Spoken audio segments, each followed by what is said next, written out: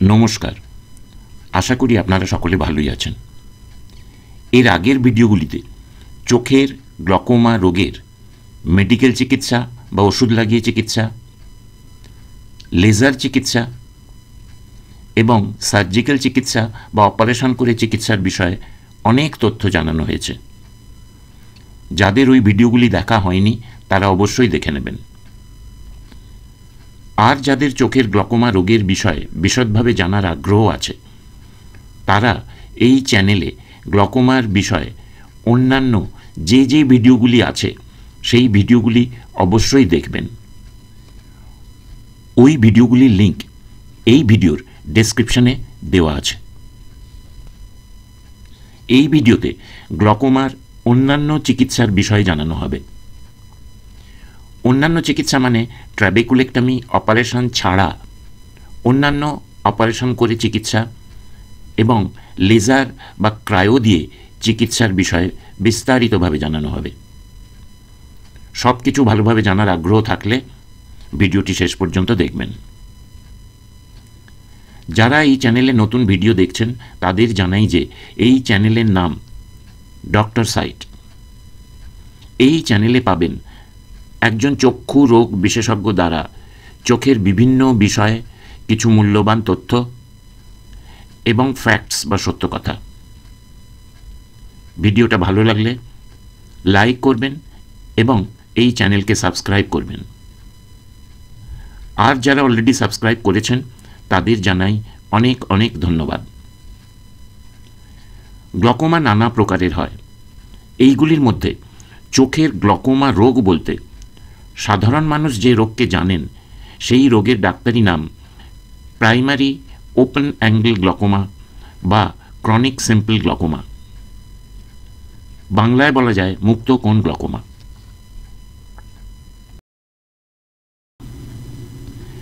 প্রথমে জানা যাক গ্লকোমা রোগের চিকিৎসার জন্য কখন অন্যান্য চিকিৎসা করার দরকার হয়।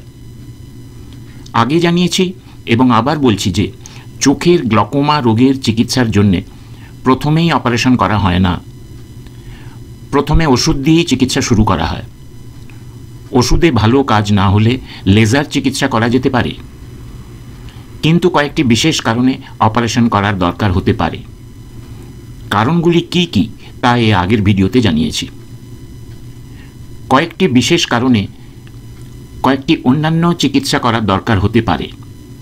যেমন খুব খারাপ কয়েকটি রোগীদের যাদের ওষুধ দিয়ে লেজার ট্র্যাবেকুলোপ্লাস্টি করে এমনকি ট্র্যাবেকুলেক্টমি অপারেশন করেও গ্লকোমার জন্যে চোখের প্রেশার নিয়ন্ত্রণে থাকে না। চোখের প্রেশার, চোখের দৃষ্টি এবং দৃষ্টির ক্ষেত্র খারাপ হতেই থাকে, তাদের এই পদ্ধতি করা যেতে পারে। নিওভাস্কুলার গ্লকোমা অর্থাৎ চোখের কোনো রোগের কারণে অ্যান্টিরিয়ার চেম্বারের অ্যাঙ্গেলে নতুন রক্তনালী গজিয়ে গেছে বলে গ্লকোমা হয়েছে তাদের। খুব জটিল বা কমপ্লিকেটেড গ্লকোমা যেমন ইউভিআইটি গ্লকোমা। গ্লকোমার সাথে যদি চোখে অ্যানাইরিডিয়া থাকে, অ্যানাইরিডিয়া মানে চোখের ভিতরে আইরিস প্রায় থাকে না বা খুব কম থাকে। এই সব ক্ষেত্র ছাড়া অনেক সময় গ্লকোমা স্পেশালিস্ট চোখের অবস্থা দেখে নিজে ঠিক করেন অন্যান্য চিকিৎসা করার জন্যে। এবার জানা যাক যে মুক্ত কোণ গ্লকোমার জন্যে কি কি অন্যান্য চিকিৎসা করা যেতে পারে। অন্যান্য চিকিৎসা অনেক প্রকারের হতে পারে। এর মধ্যে কয়েকটি বিশেষ পদ্ধতিকে বলা যেতে পারে। যেমন গ্লকোমা ভালভ অপারেশন। এইটা এক ধরনের অ্যাকোয়াস ড্রেনেজ বা নিষ্কাশনের অপারেশন। এই অপারেশন করে যে ডিভাইস বা ছোট যন্ত্র লাগানো হয় তাকে অনেকে অ্যাকোয়াস শান্ট বা টিউব শান্টও বলেন। যখন ট্র্যাবেকুলেক্টমি অপারেশন করেও ভালো ফল পাওয়া যায় না তখন এক ধরনের সিনথেটিক ইমপ্ল্যান্ট বা ভালভ ডিভাইস চোখে লাগিয়ে দেওয়া হয়। এই ডিভাইস এক ধরনের প্লাস্টিকের তৈরি ডিভাইস যেটা দিয়ে চোখের ভিতর থেকে অতিরিক্ত অ্যাকোয়াস হিউমার বা জলীয় পদার্থ চোখের বাইরে বার হয়ে যায়। এই ডিভাইস ভালভ ছাড়া অথবা ভালভ লাগানোও হতে পারে। ভালভ লাগানো এই ডিভাইসে যখন চোখের ভিতরের প্রেশার বেশি থাকে তখন এই ভালভ খুলে যায়। ও চোখের বাড়তি জলীয় পদার্থ এই ভাল্ব দিয়ে চোখের বাইরে বেরিয়ে যায়। চোখের ভিতরের প্রেসার কম বা স্বাভাবিক হয়ে গেলে এই ভাল্ব বন্ধ হয়ে যায়। এইভাবেই এই ভাল্ব কাজ করে। এই ডিভাইসে একটা সরু টিউব ও তার সাথে লাগানো একটি প্লেট থাকে। সরু টিউবটা চোখের ভিতরে অ্যান্টেরিয়ার চেম্বারে থাকে এবং প্লেটটি কনজাংটাইভার নিচে বসিয়ে দেওয়া হয়। ওই টিউব দিয়ে বাড়তি অ্যাকুয়াস হিউমার চোখের ভিতর থেকে চোখের বাইরে প্লেটের দিকে চলে যায়। ওই জলীয় পদার্থ পরে শরীরে অ্যাবজর্ব করে নেয় বা শুষে নেয়। এইভাবে চোখের স্বাভাবিক প্রেসার বজায় থাকে।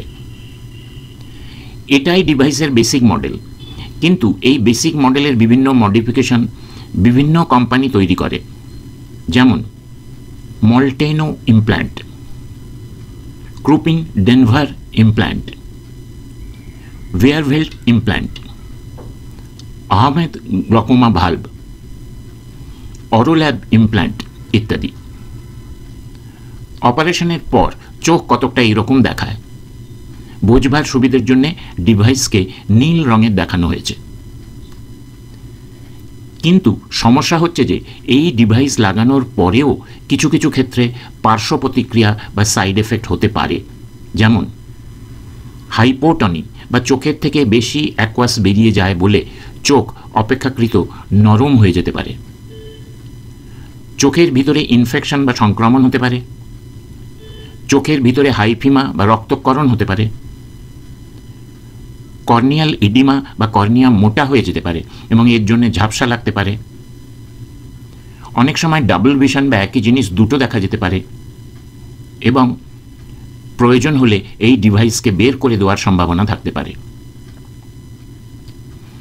এরপরে যে অন্যান্য চিকিৎসার কথা বলা যেতে পারে সেই চিকিৎসাকে ডাক্তারি ভাষায় বলা হয় সাইক্লো ডিস্ট্রাকটিভ প্রসিডিওর। সাইক্লো মানে চোখের ভিতরের সিলিয়ারি বডি বা সিলিয়ারি বডির বিষয়ে, ডিস্ট্রাকটিভ মানে নষ্ট বা ধ্বংস করে দেওয়া, আর প্রসিডিওর মানে কার্যপ্রণালী বা পদ্ধতি।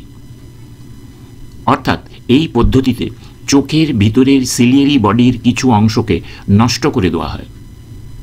কেন? যাতে সিলিয়ারি এপিথেলিয়াম দিয়ে নতুন করে অ্যাকুয়াস হিউমার বা জলীয় পদার্থ চোখের ভিতরে না প্রবেশ করে। চোখের ভিতরে বেশি অ্যাকুয়াস হিউমার না প্রবেশ করলে চোখের প্রেসার আর বেশি বাড়বে না। এর ফলে গ্লকোমা নিয়ন্ত্রণে থাকবে। এই পদ্ধতি তখনই করা হয় যখন আর কোনো উপায় নাই।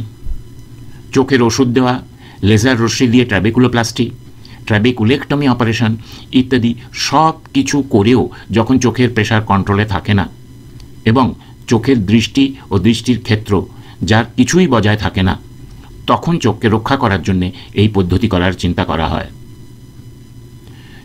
চোখের এই অবস্থার নাম অ্যাবসলিউট গ্লকোমা।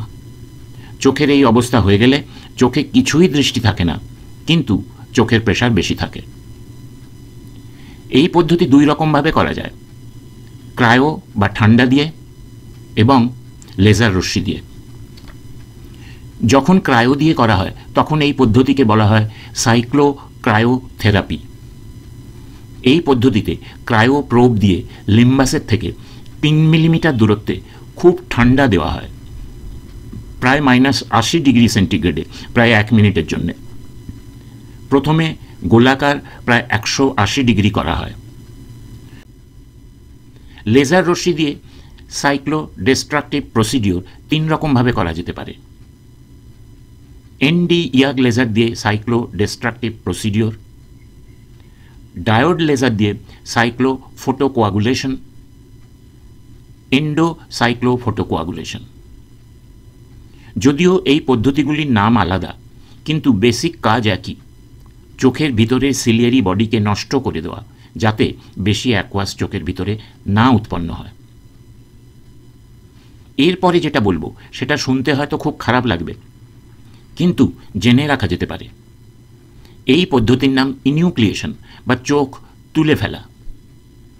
আগেকার দিনে এই পদ্ধতি খুব করা হতো, এখন অপেক্ষাকৃত কম করা হয়, যার জন্যে গ্লকোমাতে এই পদ্ধতি দিয়ে চোখ তুলে ফেলাকে বলা হয় রিলেটিভ ইন্ডিকেশন, অর্থাৎ নাও করা যেতে পারে। গ্লকোমার এন্ড স্টেজ বা অন্তিম পরিণতি অনেকের এমন হয় যে পেশেন্ট আর চোখের ব্যথা সহ্য করতে পারে না।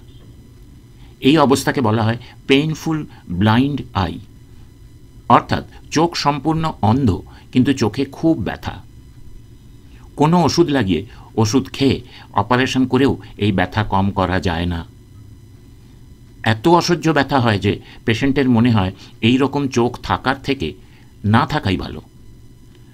তখন চক্ষু বিশেষজ্ঞ বাধ্য হয়েই এই চোখ অপারেশন করে তুলে ফেলেন। অপারেশনের কিছুদিন পরে ওই খালি চোখের কোটরে আর্টিফিশিয়াল আই বা নকল চোখ লাগানো যেতে পারে। এই অপারেশনের বিষয়ে বেশি কিছু না বলাই ভালো। এইগুলি মোটামুটিভাবে চোখ গ্লকোমার জন্য অন্যান্য চিকিৎসা। এছাড়াও আরও কিছু কিছু চিকিৎসা আছে, কিন্তু সেইগুলি খুব কম করা হয়। ভিডিওটি পুরো দেখার জন্যে আপনাদের ধন্যবাদ জানাই। কিছু জানাবার ইচ্ছে হলে কমেন্টে জানাবেন। নমস্কার।